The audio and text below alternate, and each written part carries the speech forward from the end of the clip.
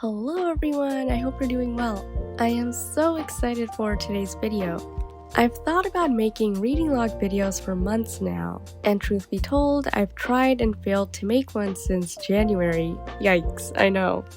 But I finally just pushed myself to do it. This reading log is a little different though because it's centered around the Manga Pride readathon, which was hosted by the lovely, bizarre individual, dynamic Dylan, and Rachel Catherine. I thought this would be a good test run before I make a holistic log of everything I read in a month. I'm planning on calling my full reading logs my Pocket Diary series, so stay tuned for that next month.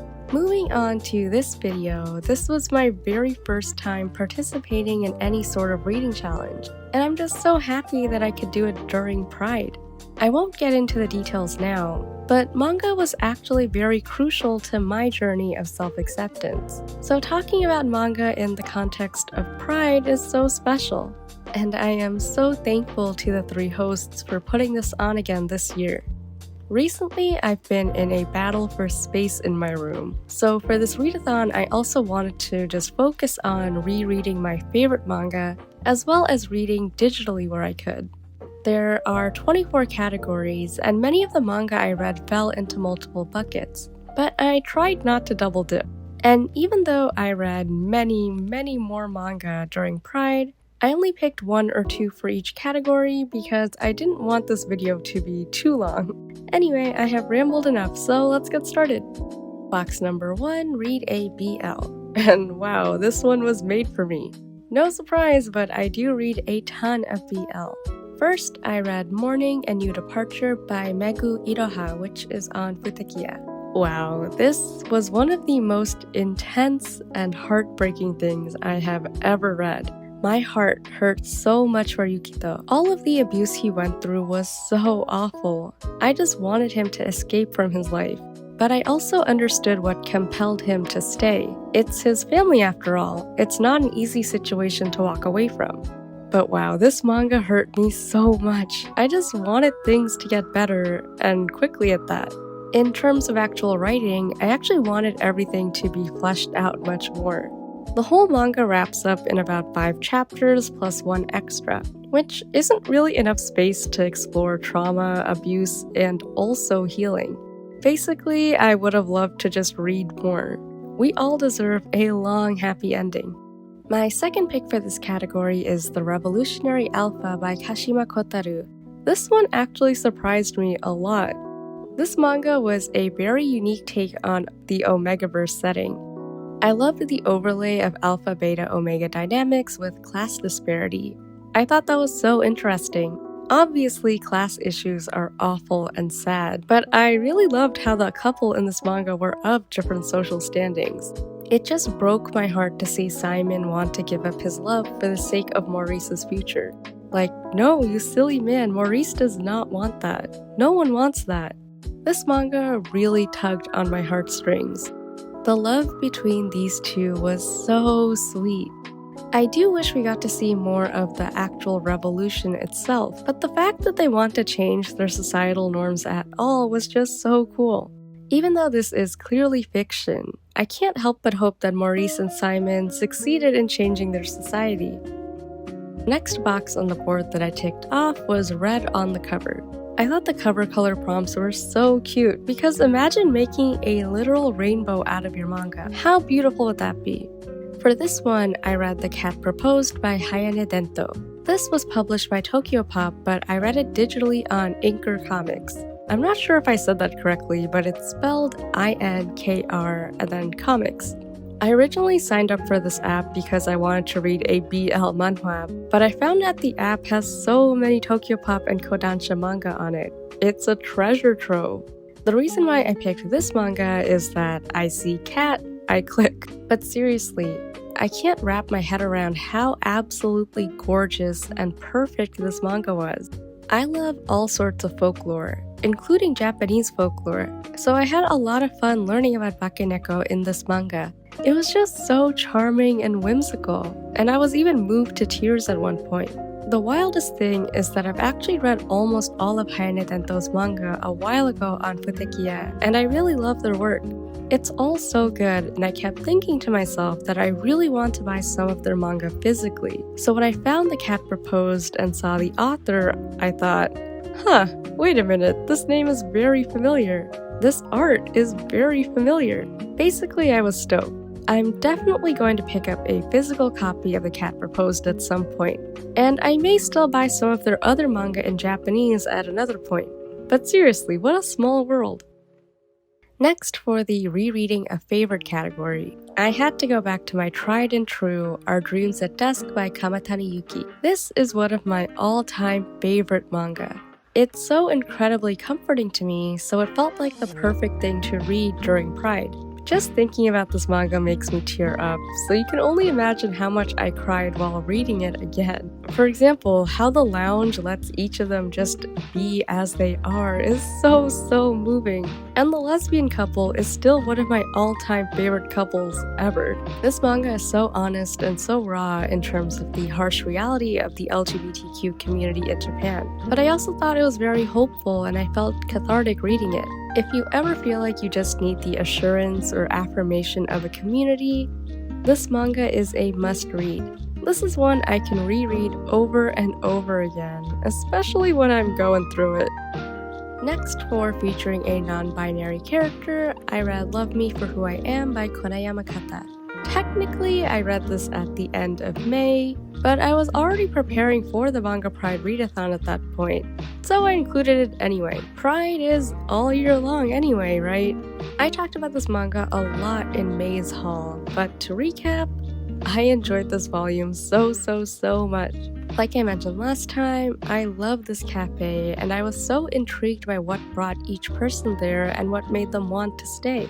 They're all so different from each other, with different gender identities and expressions, with their lived experiences and with their goals. And it was so cool seeing them all learn from each other, especially seeing them apologize and compromise when they said or implied something hurtful. Next, for LGBTQ work, I read I Want to Be a Wall by Shirono Hodami and Until I Meet My Husband by Narasaki Ryosuke and Tsukizuki Yoshi. I also read I Want to Be a Wall at the end of May, but again, I just really wanted to include it in this video. I've already gushed about both manga in great detail and emotion in May and June's hauls, so definitely check out those timestamps in those videos for my complete thoughts. But, you know, these are probably my favorite books of the year and some of the best books I have ever read. I think about I Want to Be a Wall and its beautiful depiction of a queer platonic relationship every single day. It left that strong of an impression on me. And Until I Meet My Husband, the real memoir of a gay man, the first gay religious marriage ceremony in Japan, hello, that is absolutely life-changing. And yeah, just saying it out loud makes me want to cry all over again. If you have not read either of these manga/memoirs, please do so. Your life will change for the better. For the one-shot category, I read Fragment of a Flower, another manga by Hayane Tento.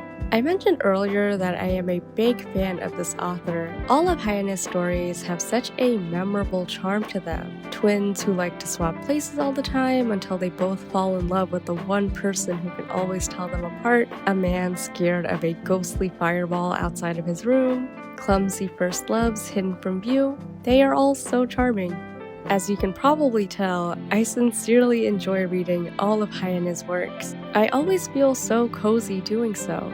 I can't even pick which story I like the most here because all of them are so good and so filled with feels in their own way. If I had to pick one, I really wish the road back to the paddy fields was a little longer. I absolutely love the exes to lovers trope, and Kai and Kosuke were especially soft. Next, for featuring a trans character, I started Buuza by Shazleen Khan. This one is actually not a manga. It's a queer comic available for free on Tapas. Oh my goodness, this is seriously one of the best comics I've read this year. So even though this is the Manga Pride readathon, I just needed to include it here. A diverse cast of LGBTQ characters, chance encounters, slice of life, urban fantasy, found family. This is a recipe for greatness in my opinion. The art is also amazing. The characters are all so endearing and so interesting.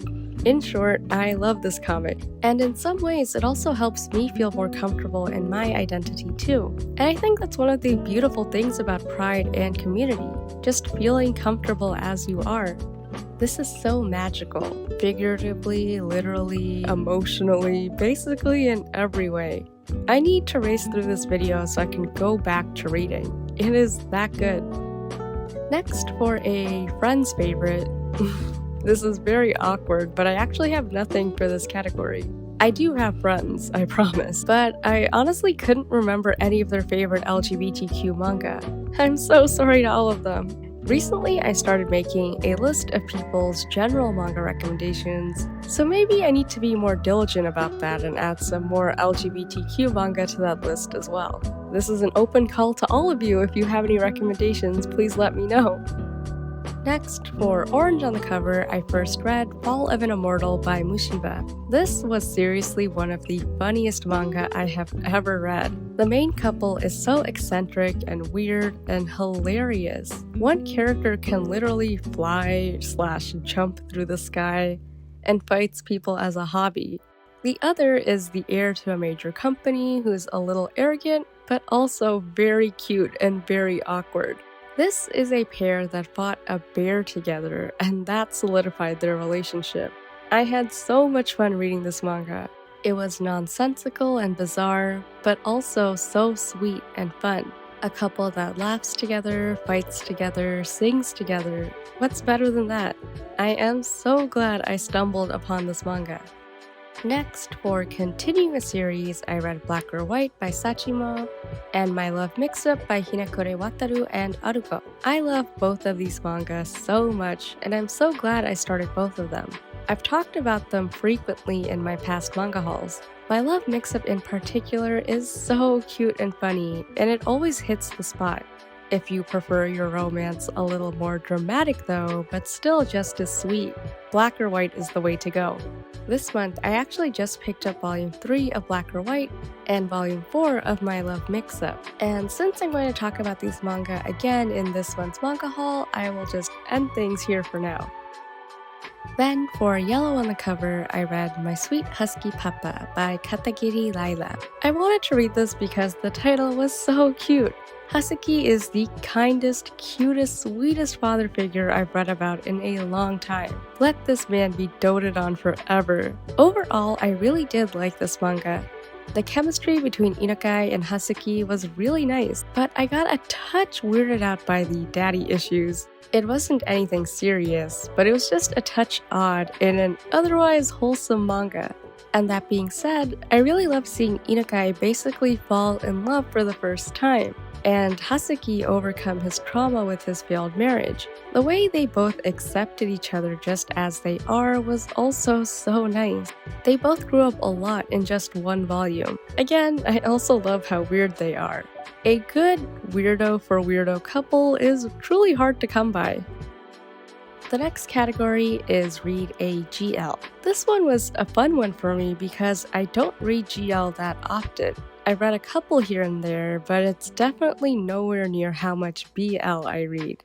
Anyway, for this readathon, I read a volume of Still Sick by Akashi. I love the main character Shimizu so much. She is my dream woman. Nerdy, great at her job, but moonlights as a doujin creator. She's perfect. I enjoyed this first volume so much that I had to actually rethink my life and wonder why I don't read more GL. I also really loved the office setting as well. The banter between Shimizu and Maekawa is amazing, and I really love seeing how this relationship is unfolding. This was seriously one of the best things I've started recently, and if anyone watching this video is well read in GL, please give me more recommendations. In the meantime, I'm going to read more volumes. For the first date category, I read Alcohol Communication by Taratsumi John. This is another collection of short stories. I actually read this manga a long time ago, and it really stuck with me. As in, I continued to think about it every now and then. This readathon just felt like the right time to reread it. I picked this up initially because I really love bar settings. You never know who you're going to run into or what kind of people you'll meet, and that's kind of how alcohol communication felt too. A collection of wildly different people and their paths intersecting and how they made the most of it. The reason why this manga fits the first date category is because of the first story and Nao and Tomo's sort of art/museum dates. Okay, they're not really dates at first, but this was the closest I came to filling this category. Not that none of the other manga featured first dates, but for some reason I only remember this one. Anyway, Nao and Tomo are just so fun and such a good pair. I also just really enjoy a well-done age gap. It never gets old for me. I also did enjoy the other stories in this collection. If you like anthologies as much as I do, I highly recommend this one. The next category is green on the cover, for which I read Don't Call Me Dirty by Kanbei Goro. I was genuinely surprised by the portrayal of homelessness in this manga. I don't know how big of an issue homelessness is where you are, but in New York City, it's very apparent how much people dislike the homeless community. From removing benches in public spaces, to skyrocketing rent prices, to overcrowded shelters. You name it. I'm not sure how to phrase this, but given how often our society neglects homeless people, I was so pleasantly surprised to see the topic come up in a manga. I loved how much empathy Sho had for Hama, recognizing that he's a good person regardless of his situation. I thought that was so important. This manga was seriously so funny and so sweet. I loved all of the characters. This manga wasn't necessarily about romance like most BL tends to be. It was more about companionship, community, and healing, if you will. I love how the manga kept striking down what it means to be dirty. I want to reread this manga already, but for now I want to start the spin-off Don't Call Me Daddy. The next category is non-sublime, which was also very easy for me to fill since I barely read any sublime manga this month. For this one, I read Can I Buy Your Love from a Vending Machine by Yoshi Haruaki. This one was also so sweet. The blossoming love between a salaryman and the employee who restocks his company's vending machines. How absolutely perfect. I love how awkward they were with each other at first and how often they were overthinking. My heart was melting. I just wanted them to kiss already, but you know, the beauty of a slow burn. And it's okay to be a little uncool in the name of love. Next, for the new series category, I started Dakaichi, I'm Being Harassed by the Sexiest Man of the Year by Sakurabi Hashigo. I think both the manga and the anime for this series are very popular in Japan. I first heard about it in an issue of Posh magazine, so I was very pleasantly surprised when I saw the manga was already on Futekiya. Not going to lie though, I stopped reading this manga pretty quickly. I think I may have been in just an off mood, but the at best dubious consent in the first chapter really rubbed me the wrong way. And if I remember correctly, it happened again in the second chapter. I did some snooping around, and the internet is telling me that the author acknowledged that the first couple chapters were pretty intense, and has since tweaked them. I haven't been able to verify that myself, but that's really good to know if it is true.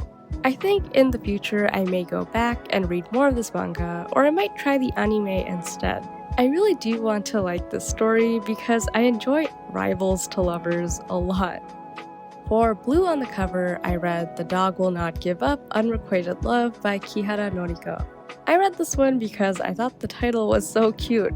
I think it's so funny when persistent or energetic characters are called dogs.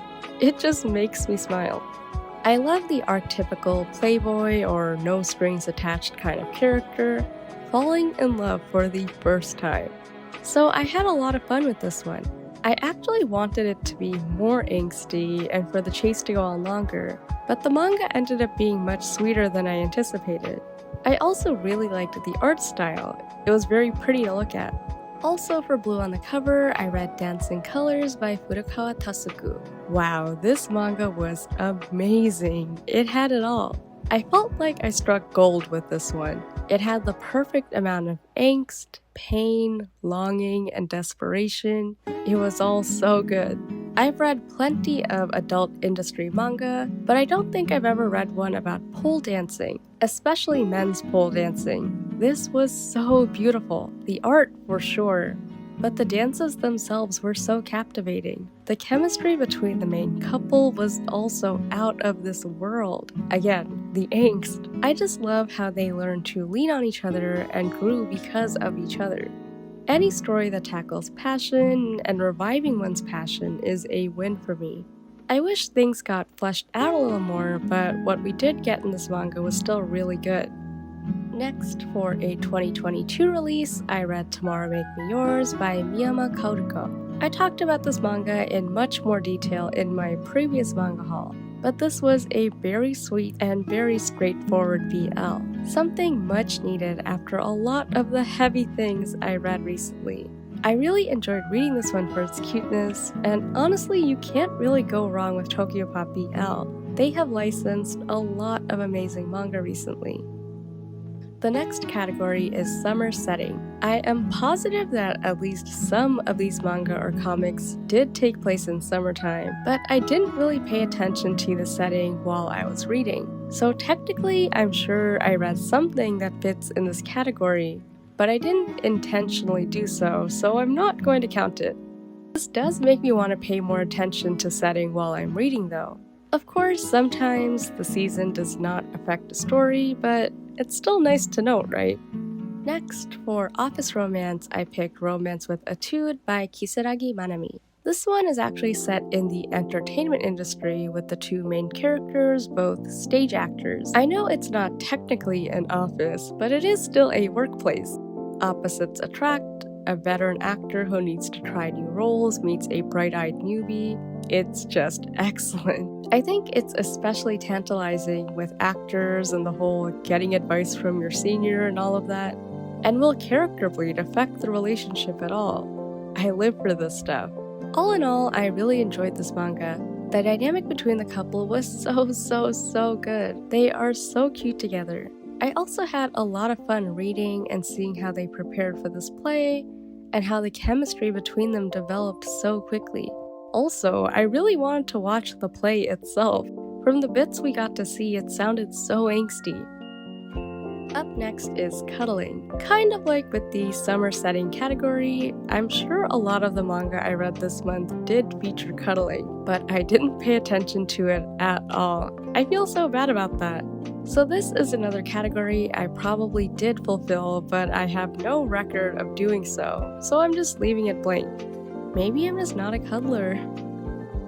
The next category is Host Favorite. Because the Manga Pride Readathon has 3 hosts, I wanted to honor all of them and read one recommendation from each host.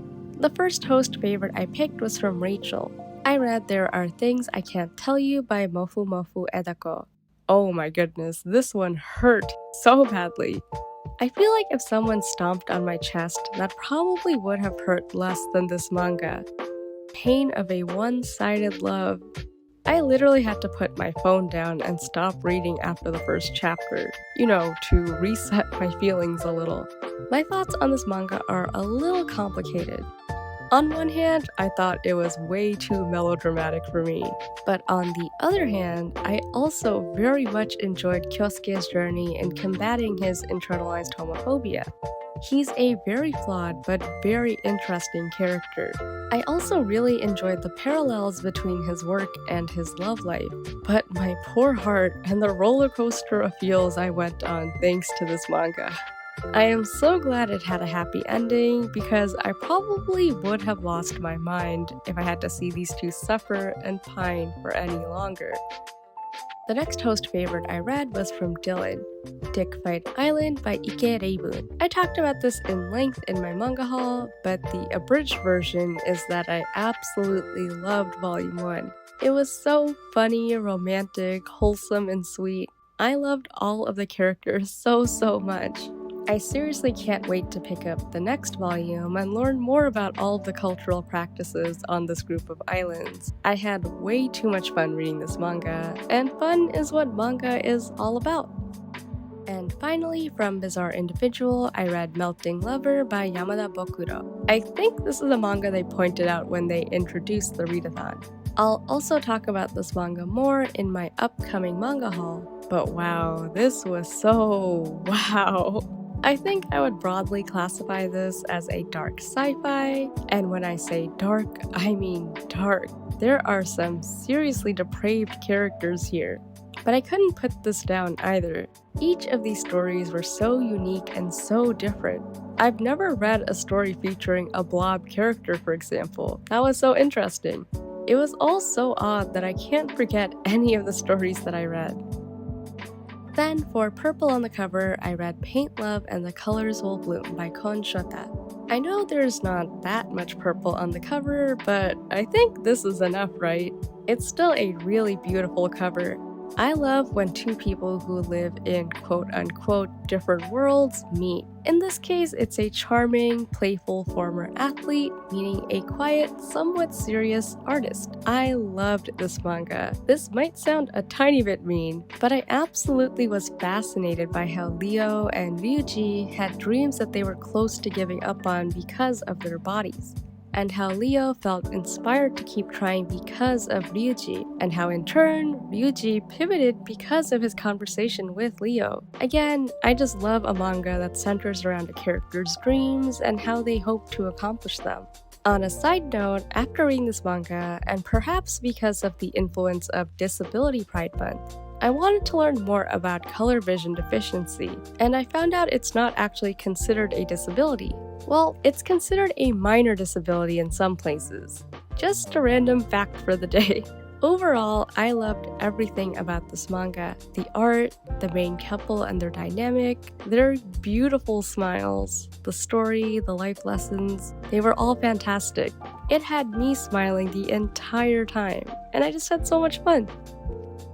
For the final category, featuring a bi character. Did you think I was capable of celebrating Pride without my favorite BL manga? Absolutely not. Of course, I had to reread Therapy Game by Hinohara Meguru. This manga is without a doubt one of my favorite things I have ever read, BL or otherwise. I love it so much. It is so near and dear to my heart, which I'm sure you've already guessed by the fact that I've reread it countless times already. What can I say? It's perfect. Shizuma and Minato give me life. And that is a wrap on my very first readathon. Let's admire this final bingo board. I gotta say, I am quite proud of myself right now. I hope you had fun watching this video, and I hope you'll check some of these manga out. I read so many wonderful books for this readathon. I always feel so lucky when I read something really good. It's like collecting a little treasure all for myself. I'm also really excited to make more reading logs every month.